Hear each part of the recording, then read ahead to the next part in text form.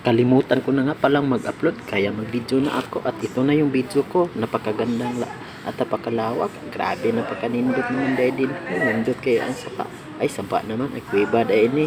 Tanawan ninyo, ako pa nang slow mo. Pero pag slow mo na ako, nakakita ko bangag yung perting hayaga. Umauna ni siya, ang gawsanan sa langop. Uy, naman dahil hagdanan. Umaw din ang mga turista. Ako ang gikuyugan. Ako gikuyugan sila. Bisag ako wala ko katultol. Ug mao din ang atong video karon kay nakalimot ko og video ug nakalimot og update sa ato nga YouTube. Ug daghang kayong salamat kay nakaabot mi diri ning dagata. Mao na ni ay dagat naman ni saba din ni.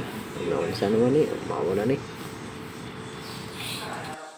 Ug tungod sa kanindot sa tubig ang ako mga turista na nagsuroy-suroy ug ako diri nagvideo-video. Tanawan ninyo pagwapo-gwapo pinapusing-pusing ko diri.